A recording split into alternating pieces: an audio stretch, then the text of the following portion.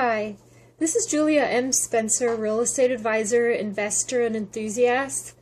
And I just got off the phone with one of you very valued listeners to my channel, subscribers to YouTube, Facebook, and my email list, and also some of the clients that have purchased my products.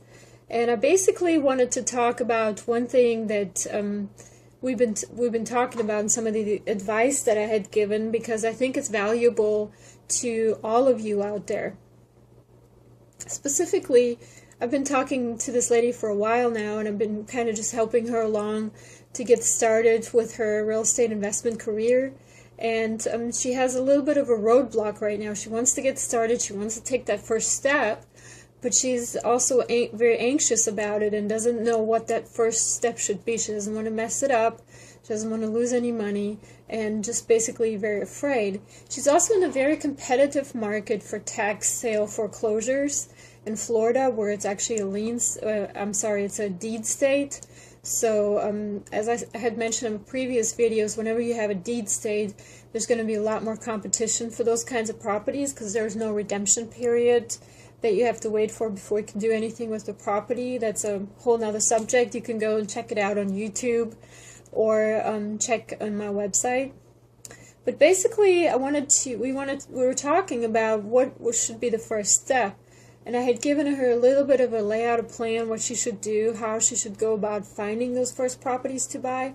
But one very clear thing that came to mind, and I want to share that with all of you, is that if you are unsure and hesitant, but you do have decent credit and you don't own a home right now, and you want to get into real estate investing, go ahead and see if you can find a duplex that you can buy, or even a house that has 3 units in it or 4 units, and use one of those units to live in yourself and then rent out the other ones. If you live in a vacation area, you can rent it out to vacationers, so you can make it a short-term rental, or you can use long-term tenants, or you can have roommates living there together.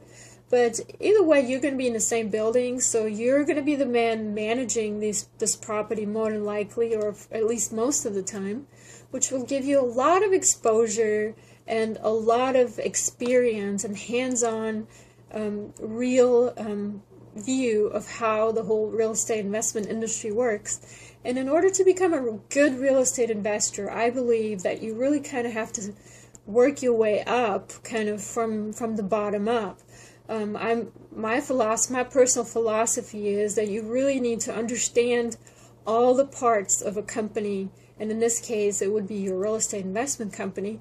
You need to understand all the parts that play in, so you can understand whether the people that are working for you are actually doing a good job. Now, I'm not saying you need to go down into details and understand how your website is coded or anything like that, or how to change it, but you kind of have to have a general idea, and this applies really to any part of your business or your life for that matter. You know, you need to kind of have an idea what everybody's doing, or else they're going to not do it according to your expectations in the best case, and in the worst case they're going to rip you off.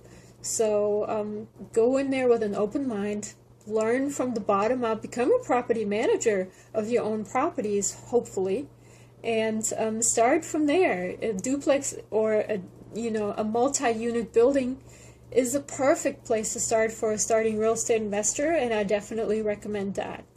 So for more tips like this, go to my website. It's www.juliamspencer.com.